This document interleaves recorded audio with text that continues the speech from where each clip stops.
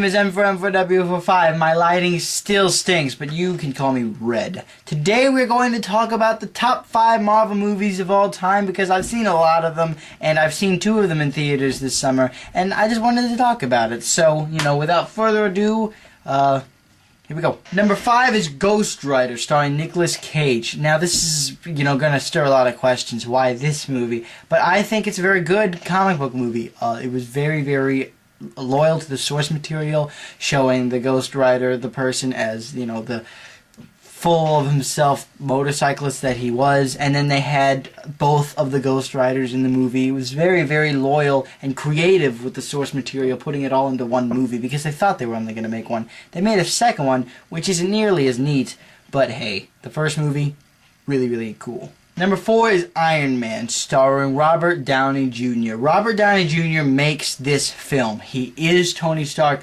completely 100%, and he's not only portrays him, fantastically, but he also makes him really likable for some reason. Maybe it's his charisma, or the way he talks, or maybe a combination of both. But Tony Stark in this movie is very likable, especially since his coming-of-age story really fleshes out.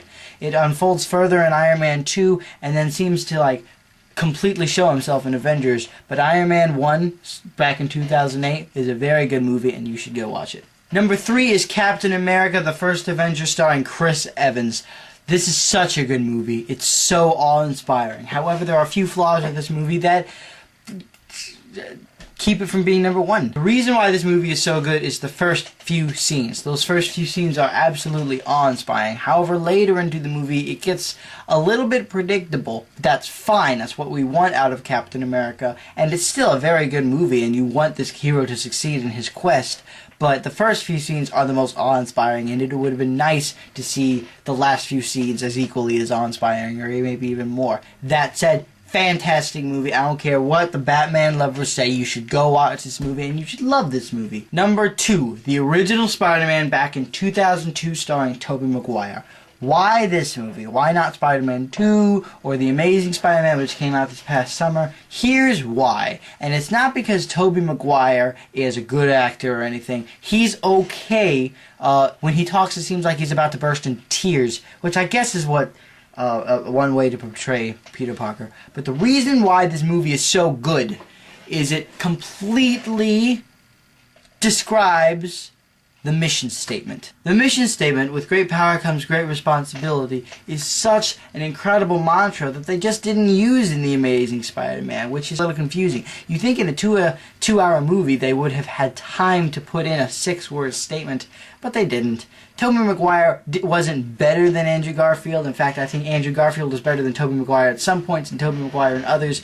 What somebody once told me was that Tobey Maguire portrayed a sad Peter Parker, whereas Andrew Garfield portrayed an angry Peter Parker. I don't think I've seen a perfect Peter Parker yet, which will be interesting to see when they make another reboot in 10 years.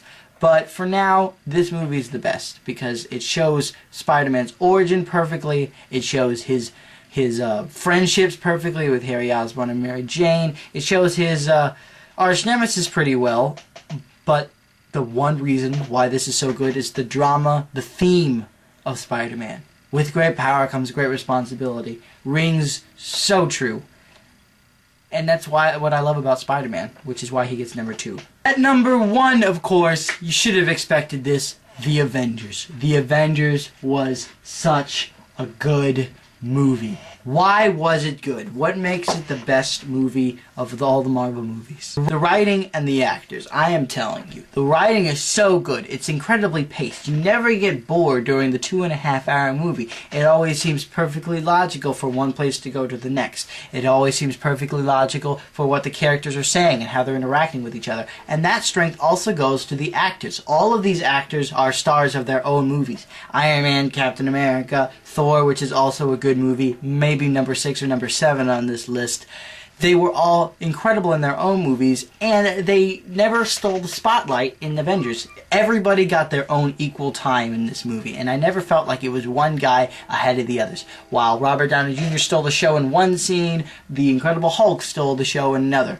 It was just very, very very well written, very well acted, very well shot, very dramatic, and the music was good. Everything about this movie was absolutely perfect. If they gave Oscars to superhero movies, then I would love to see this one get one.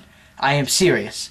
Fantastic. And there you have it. That is my top 5 Marvel movies of all time. It's actually a very curious list. I spent a lot of time thinking about it, where I would place which movie over which. Ghost Rider was actually a last-second choice, but I think that it deserves it, and I'm very, very confident with my top 5 list.